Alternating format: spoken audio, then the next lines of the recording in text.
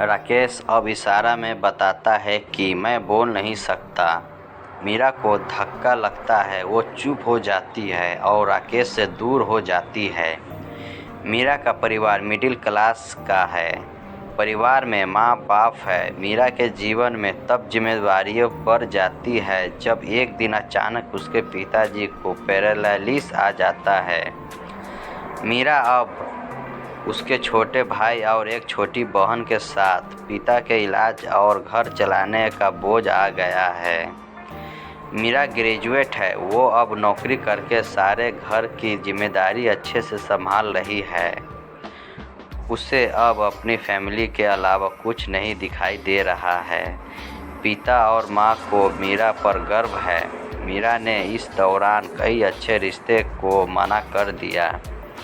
इसमें से कुछ उसके रिश्तेदार ने बनाए थे, इसलिए रिश्तेदार अब मीरा से थोड़ा जलन लगे। मीरा को अब एक लड़का राकेश कुछ दिनों से फॉलो कर रहा होता है। लड़के को मीरा अवॉइड करती है, लेकिन उस लड़के राकेश का रिश्ता लेकर उसकी माँ उसके घर आती है। वो लड़का अच्छी पैसे वाले फैमिली से था। मीरा को अब अपने माँ और पिता पर बहुत ज़्यादा प्रेशर होता है। इस वजह से वो काफ़ी मनाने के बाद में मान जाती है, लेकिन वो एक शर्त रखती है कि वो अपने घर को संभालेगी और नौकरी नहीं छोड़ेगी। लड़के की माँ यह मान जाती है।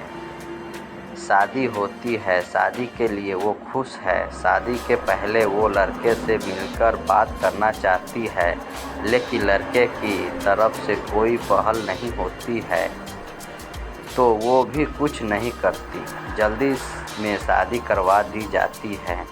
राकेश शादी के दिन ही कई दिनों बाद उसे दिखाई दिया है। बहुत नर्वस लग रहा है।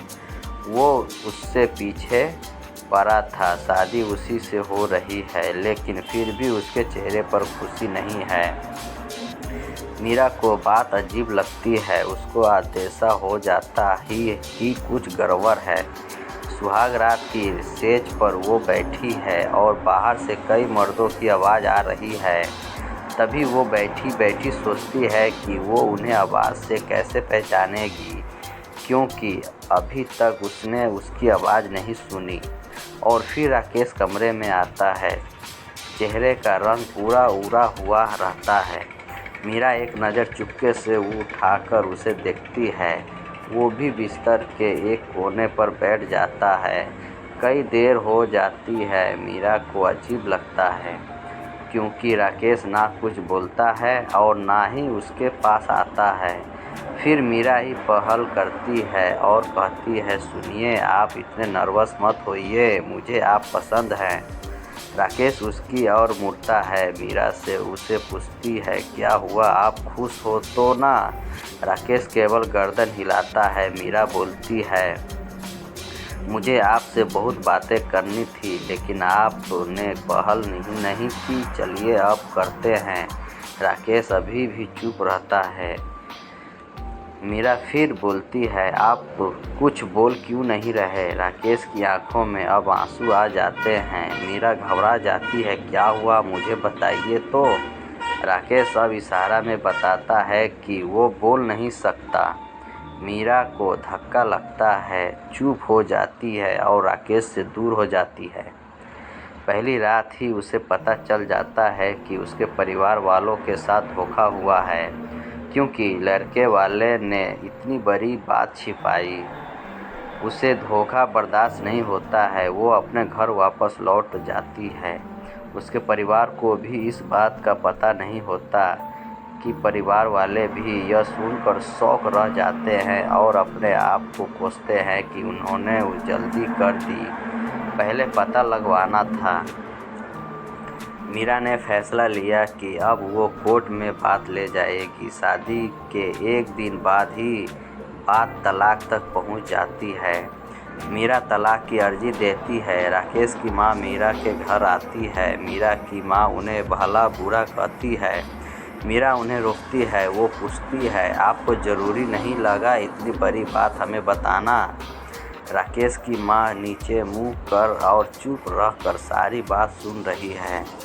राकेश की माँ कहती है कि माँ अपने बेटे का भला ही चाहती है और उसके पिता भी नहीं है, वो मीरा को पसंद करता है, इसलिए वो मीरा से शादी करना चाहता था। मैंने हिम्मत की बोलने की, मगर मैं कर नहीं पाई। फिर मुझे डर भी लगा क्योंकि पहली बार उसने कुछ कहने को कहा। उसने तो मुझे बोला था कि तुम्हें सब बता दूं, और मैं चाहती भी थी लेकिन नहीं हो पाई। मैंने राकेश को भी झूठ बोला कि तुम मान गई, लेकिन शादी से पहले उसे पता चल गया कि मैंने उसको झूठ बोला है। तब तक देर हो गई थी, इसलिए वो खुश नहीं था। मीरा, शायद तुम मुझे समझ पाओ। मीरा अभी भी गुस्से में है। वो बोलती है कि मुझे राकेश के ना बोलने से कोई प्रॉब्लम नहीं है। गुस्सा इस बात का है कि आपने धोखा दिया, झूठ बोला और वो मुझे बर्दाश्त नहीं। तलाक की अर्जी के बाद रिश्तेदार तो मीरा और उसके परिवार की इस हालत पर खुश है। वही तलाक में अभी कुछ महीने का समय है। मीरा अब अपने घर पर पहले की जीवन शैली पर लौट आई है। वो जॉब पर जाती है और कुछ दिनों बाद फिर राकेश उसे दिखाई देता है। दूर से ही बस वह मीरा को देखता है। मीरा के ऑफिस के बाहर वो लगातार आता है। 20 दिनों तक मीरा उसे अवॉइड करती है। फिर एक दिन उसके पास जाकर बोलती है, अब यह सब करने से कुछ नहीं होगा और मैं नहीं चाहती कि तुम कुछ नाटक करो, इसलिए यहाँ आना बंद कर दो।